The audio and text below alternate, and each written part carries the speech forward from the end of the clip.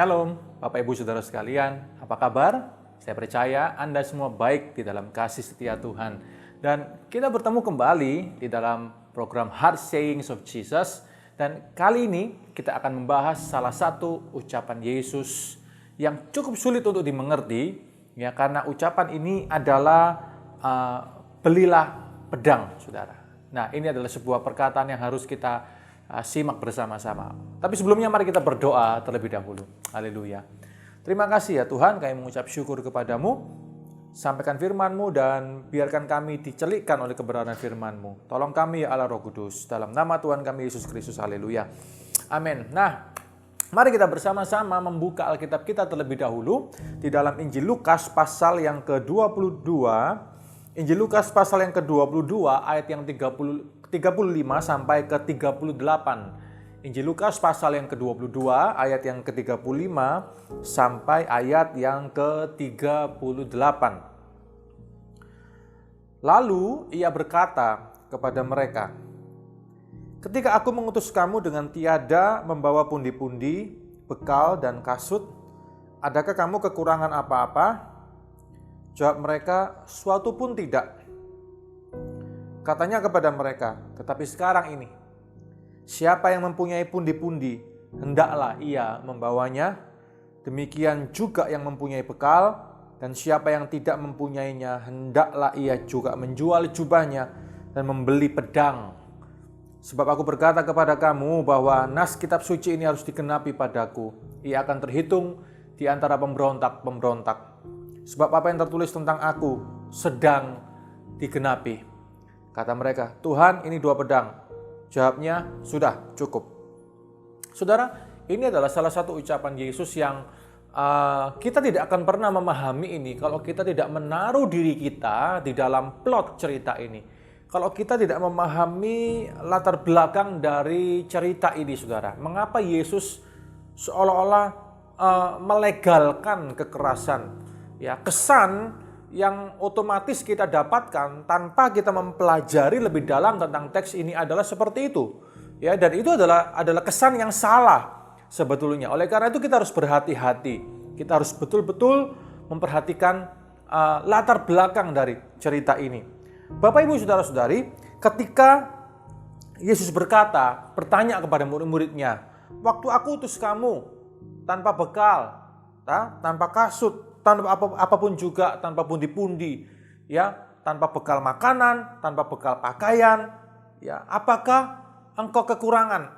Mereka berkata, "Suatu pun tidak." Ya, kita masih ingat ceritanya bagaimana Yesus utus mereka pergi ke desa-desa, kota-kota di Israel, saudara, menceritakan tentang Mesias. Mereka tidak kekurangan. Mengapa? Karena orang-orang yang meresponi pemberitaan mereka mencukupkan kebutuhan mereka, memberkati mereka, ya, sehingga mereka cukup makan, mereka cukup pakaian, mereka tidak kekurangan, sehingga murid-murid ini dapat berkonsentrasi terhadap pelayanan, ya, mereka bisa berkonsentrasi penuh terhadap tugas dan misi mereka. Ini adalah sebuah firman Allah, ini adalah sebuah maksud Allah yang ingin dinyatakan kepada kita. Ada sesuatu yang Allah ingin ajarkan kepada kita. Ya, seyogyanya para hamba Tuhan, ya, para pelayan Injil, saudara, orang-orang yang memang terpanggil di dalam pelayanan sepenuh waktu, ya, memang seharusnya dicukupkan di dalam seluruh kebutuhan mereka. Mengapa? Karena supaya mereka bisa fokus kepada Injil, kepada pemberitaan Injil, kepada penggembalaan. Ya, kalau orang-orang yang terpanggil di dalam ladang Tuhan, mereka tidak dicukupkan di dalam soal-soal penghidupan pribadinya, maka waktunya akan terbelah antara ministry, pelayanan, dan untuk kehidupan pribadinya. Sehingga kemudian akibatnya adalah pelayanan menjadi tidak maksimal, ya, dan jemaat akan kurang bisa tertangani dengan baik. Ini adalah fenomena yang terjadi di mana-mana. Ya, oleh karena itu mari kita merenungkan ini sekali lagi, saudara. Seyogyanya orang-orang, ya, yang kita tahu betul-betul terpanggil untuk memberitakan Injil, menggembalakan, yang berusaha sungguh-sungguh untuk kerajaan Allah, ya, untuk mengembangkan kerajaan Allah di muka bumi ini, merekalah adalah orang-orang yang patut dan wajib kita sokong mereka, kita berkati mereka, saudara. Karena mereka juga punya penghidupan. Ketika penghidupan mereka terjamin, maka seluruh fokus perhatian mereka tidak lagi kepada diri mereka, tapi fokus perhatian mereka tertuju kepada kerajaan Allah. Dan ini adalah sesuatu yang normal saja, ya. Karena murid-murid pun mengalami. Yesus ngomong, waktu aku utus kamu kekurangan apa? Enggak, kami tidak pernah kekurangan. Mengapa saudara mereka tidak kekurangan? Mengapa mereka dengan maksimal bisa menyebarkan Injil kerajaan Allah? Karena hidup mereka tercukupi. Jemaat menyokong kehidupan mereka. Ya. Dan mari kita renungkan ini baik-baik. Mari kita renungkan ini sungguh-sungguh. Ya, kalau hari ini kita adalah seorang pemimpin dan kita mempunyai orang-orang yang melayani bersama dengan kita, pastikan saudara, jangan atas nama pelayanan lalu hak mereka tidak dicukupkan. Jangan atas nama pelayanan maka kehidupan mereka kita abaikan. Seyogyanya pemimpin harus memperhatikan sedetail mungkin kebutuhan-kebutuhan orang-orang yang melayani bersama-sama dengan dia. Karena itu pun firman Allah. Dalam teks yang berbeda, Alkitab juga mengajarkan bahwa orang-orang yang bekerja di ladang Tuhan itu harus dicukupkan. Ya, dalam teks perjanjian baru saudara, harus dicukupkan. Ya, bahkan lebih daripada itu. Supaya apa? Supaya mereka bisa fokus. Ya, fokus kepada apa yang benar, fokus kepada Injil kerajaan Allah. Memang ada ekstrim di sini. Ya, ada kalau motivasi sudah berbeda, motivasi tidak lagi murni, ada potensi-potensi penyimpangan. Ya, itu pun salah, itu pun tidak seharusnya dan tidak seyogyanya hamba-hamba Tuhan, para pemimpin, ya kan, orang-orang yang melayani sepenuh waktu menyalahgunakan ya berkat-berkat yang dia terima. Saudara, itu adalah ekses. Kenapa? Karena ini kembali kepada hati manusia. Kalau hatinya sudah cemar, motivasi hatinya sudah salah, apapun bisa salah, saudara. Ya, apapun bisa salah. Maka dia, hamba Tuhan ini mungkin, ya kan, orang-orang ini tidak lagi melihat jemaat sebagai orang-orang yang harus diberdayakan, ya, dibawa sesempurna mungkin sebagai mempelai wanita yang tidak bercacat di hadapan mempelai pria.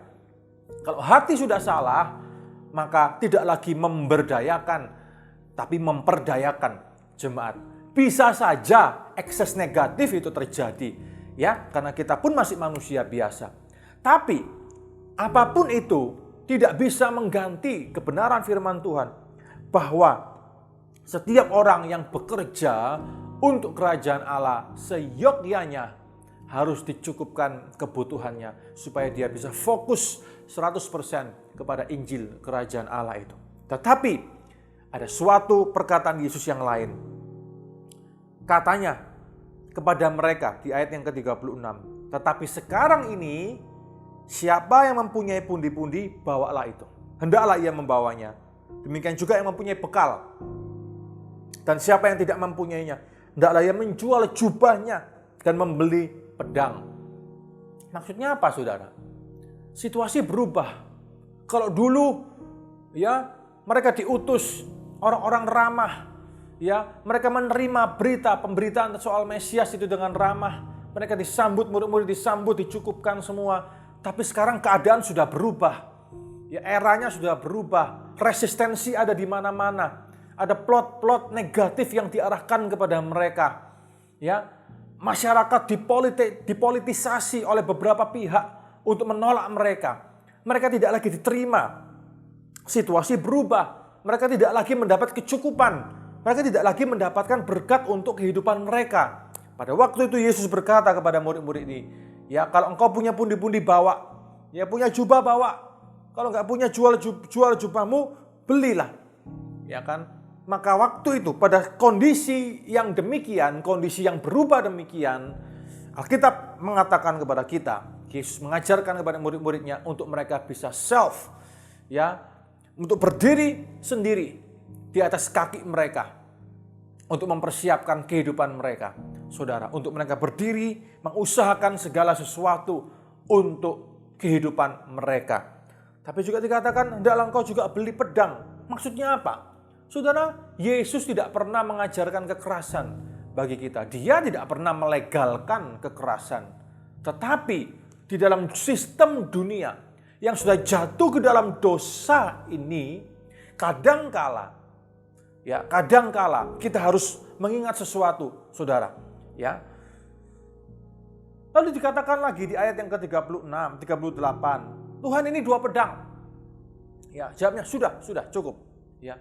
Yesus ingin menyetop sesegera mungkin pembicaraan tentang itu, saudara. Mengapa? Karena dia tidak pernah melegalkan kekerasan. Yesus ingin mereka belajar mempertahankan diri, self-defense, bukan untuk memulai konflik, bukan untuk memulai sebagai pihak pertama yang memulai sebuah konflik atau menyakiti pihak lain. Tapi Tuhan ingin mereka dalam kondisi ekstrim bisa mempertahankan diri mereka. Ya, bisa mempertahankan diri mereka. Bapak, Ibu, saudara-saudari, pada waktu itu ya, saudara, dalam sebuah buku yang sangat baik sekali ya, yang ditulis oleh Josephus yang judulnya adalah Jewish War, saudara. Josephus mengisahkan ketika kaum Essenis itu berpergian. Kaum Essenis ya adalah sekelompok kaum yang isinya adalah para pria yang mengkhususkan diri mereka untuk untuk mencari kebenaran. Mereka hidup selibat, tidak menikah, dan mereka berkumpul dalam komunitas-komunitas di Qumran, ya, di padang gurun Qumran di Israel sana. Dan di gua-gua Qumran itulah ditemukan tulisan-tulisan kaum Essenis ini yang dikenal dalam penemuan arkeologi Alkitab sebagai Dead Sea Scrolls atau gulungan-gulungan laut mati, saudara. Ya. Nah, kaum Essenis ini berpergian, mereka tidak bawa bekal karena mereka tahu bahwa kebutuhan mereka akan dicukupkan oleh sesama anggota mereka, ya, oleh anggota keluarga mereka, saudara. Tetapi mereka membawa senjata itu untuk apa? Untuk membela diri, ya, terhadap para penyamun yang sering ditemui di tengah jalan. Ya, mereka hanya self defense, ya, terhadap orang-orang yang mengganggu mereka, penyamun-penyamun, perampok-perampok yang ada di tengah jalan. Dan ini adalah praktik yang umum pada zaman itu. Bahwa ketika berjalan dari satu daerah ke daerah yang lain, yang melewati lembah, melewati padang gurun, ya akan ada banyak penyamun di sana. Dan para musafir-musafir ini akan mempersenjatai diri mereka dengan pedang. Ya, bukan pedang untuk memulai sebuah pertengkaran yang berdarah, tetapi untuk membela diri mereka, untuk menakut-nakuti lawan mereka, saudara. Ya, dan Yesus pun juga memberitahukan ini ya kepada murid-muridnya. Tetapi Yesus mengingatkan kepada mereka kata-kata sudah cukup. Ya, artinya bahwa Yesus tidak pernah melegalkan kekerasan, tapi Yesus ingin tahu bahwa mereka di tengah perjalanan mereka harus mempertahankan atau mereka harus menjaga keselamatan mereka. Kadang kondisi memang mengharuskan demikian. Kalau kita melayani di daerah-daerah yang nasionalis, ya, kalau kita melayani di daerah-daerah yang enak, sudah daerah perkotaan dan sebagainya, situasi mungkin berbeda. Ya, kita dilindungi oleh undang-undang, masyarakat literasi pendidikan tinggi, saudara, dan kita merasa aman. Tetapi bagaimana dengan saudara-saudara kita yang melayani di daerah-daerah konflik, melayani di daerah-daerah yang ekstrim, melayani di daerah-daerah yang jauh dari kenyamanan? Ya. Saudara, apa yang harus mereka lakukan ketika bahkan nyawa mereka terancam? Maka otomatis dong mereka harus mempertahankan diri mereka. Mereka harus menjaga keselamatan mereka. Ya. Nah, Bapak, Ibu, saudara-saudari, kiranya apa yang Anda pelajari pada malam hari ini membukakan mata rohani kita bahwa Yesus tidak pernah melegalkan kekerasan. Ya, Alkitab mengajarkan bahwa orang Kristen harus mencintai perdamaian, ya, mengasihi, ya tentu, saudara, mengampuni, ya tentu, tapi Alkitab juga tidak menganjurkan kita untuk duduk diam terus ketika kita dianiaya secara tidak benar. Ya, harus ada pembelaan diri pada proporsi yang tepat, pada proporsi yang seharusnya. Ya, Bapak, Ibu, saudara-saudari, mari kita berdoa untuk saudara-saudara kita yang melayani di daerah-daerah yang kurang beruntung. Daerah-daerah yang jauh dari kenyamanan. Daerah-daerah konflik. di mana nyawa mereka kadangkala terancam, nyawa keluarga mereka terancam, dan mereka harus terpaksa mempertahankan diri mereka. Kita mengingat mereka hari ini, bukan hanya di Indonesia, tapi juga di negara-negara lain, saudara. Di mana untuk Injil, mereka pun terancam. Ya, penganiayaan yang bukan hanya secara fisik, tapi penganiayaan yang dimulai secara batiniah. Saya membaca sebuah artikel, bahkan Bapak Ibu Saudara-saudari, ya, seorang apologis Kristen, seorang Yahudi Mesianik, orang Yahudi yang percaya kepada Yesus, yang melayani di Israel sana, saudara. Bahkan di negara Israel sendiri, ya, orang-orang yang percaya kepada Yesus pun mendapatkan sebuah aniaya secara batiniah, ya. Dan karena orang ini memproduksi video-video penginjilan, video-video apologetika, ya, yang mengajarkan tentang Yeshua, ya, yang mengajarkan tentang Yesus dari perjanjian lama, saudara. Dan video ini banyak ditonton oleh orang-orang Yahudi, dan banyak orang-orang Yahudi yang terbuka mata mereka tentang keselamatan Mesias di dalam Kristus Yesus. Seorang ini sering mengalami aniaya batiniah, ya, tiba-tiba, ya, di rumahnya, saudara, dilempari entah bagaimana, tiba-tiba dilempari oleh kotoran-kotoran manusia, maaf kata, ya, dilempari oleh sampah-sampah dari mana, ya, tidak jelas, saudara, ya.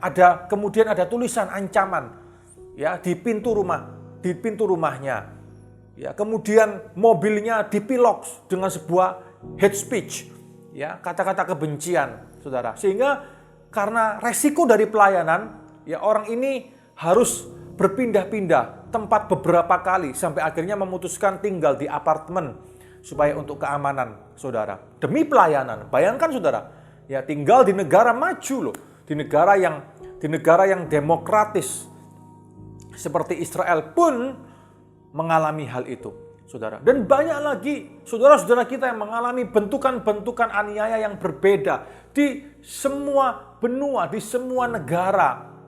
Bukan hanya di Indonesia. Mari kita berdoa hari ini supaya Indonesia betul-betul menjadikan Pancasila bukan hanya sebagai slogan dan propaganda, tapi Pancasila betul-betul diaplikasikan, diimplementasikan di dalam segi-segi kehidupan berbangsa dan bernegara. Kita berdoa sungguh-sungguh supaya Injil Yesus Kristus betul-betul memenangkan hati setiap orang yang mendengarnya. Kita berdoa sungguh-sungguh, saudara, supaya perdamaian, keamanan tercurah, ya, supaya orang-orang yang melayani Tuhan di barisan-barisan terdepan, frontliners, mereka dijagai Tuhan, keluarga mereka dijagai Tuhan, berkat kesehatan dan keselamatan bagi mereka. Dan Tuhan pakai mereka untuk mereka memenangkan banyak jiwa bagi Injil Kristus. Bapak, Ibu, Saudara-saudari, belajar sesuatu saat ini? Alkitab tidak pernah melegalkan kekerasan, tapi Alkitab juga mengajarkan kita untuk kita tidak polos-polosan, saudara. Untuk kita berani untuk berdiri, untuk membela diri dengan cara yang tepat, proporsi yang tepat, pada waktu yang tepat. Satu saat pada zaman gereja mula-mula yang kita baca di Alkitab, ya, ketika Petrus berdiri di depan mahkamah agama, dia mengucapkan sebuah pembelaan iman. Dari mana kata-kata itu berasal? Tidak tahu, dari Roh Kudus. Ya, pada waktu engkau berdiri, pada waktu engkau diperhadapkan pada aniaya itu, Allah akan berbicara melalui mulutmu. Engkau akan diberikan hikmat dan engkau akan berbicara, ya, melakukan pembelaan iman pada waktunya. Saudara, kita berdoa kiranya hikmat Allah, ya, karunia hikmat, karunia marifat turun atas kita pada waktunya. Jikalau kita diperhadapkan pada situasi sulit di mana kita harus berdiri dan membela iman kita. Apa yang kita katakan di depan mahkamah agama, apa yang kita katakan, biarkan semuanya itu keluar dari hikmat Allah, dari urapan Allah, dari kata-kata marifat yang daripada Allah, tepat pada waktunya nanti. Amin, Bapak, Ibu, Saudara-saudari. Tetaplah berdiri teguh menatap ke depan bersama dengan Yesus Kristus Tuhan. Karena hidup bersama Yesus bukan hidup di jalan tol yang semuanya enak, mulus, dan tidak ada halangan.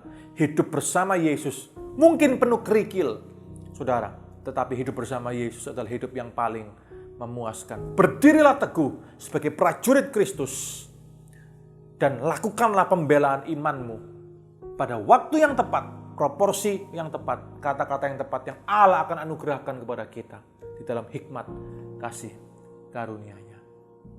Amin. Mari kita berdoa. Haleluya. Tuhan Yesus, kiranya hari ini kami sadar bahwa hidup di dalam Kristus bukanlah hidup dalam zona nyaman. Tuhan, tarik kami keluar dari zona nyaman kami. Tarik kami keluar dari hal-hal yang membuat kami menjadi mati secara rohani. Biarkan kami berdiri teguh pada waktunya, proporsi waktunya yang tepat, dengan kata-kata yang tepat, hikmat daripada Tuhan memampukan kami untuk kami melakukan pembelaan iman kami jikalau diperlukan. Terima kasih ya Tuhan, kiranya hari ini Engkau bekerja di dalam hati kami supaya kami hidup seturut seperti Kristus hidup. Terima kasih. Haleluya. Dalam nama Tuhan kami Yesus Kristus kami berdoa. Amin. Amin. Amin. Shalom. Tuhan Yesus memberkati kita semuanya. Amin.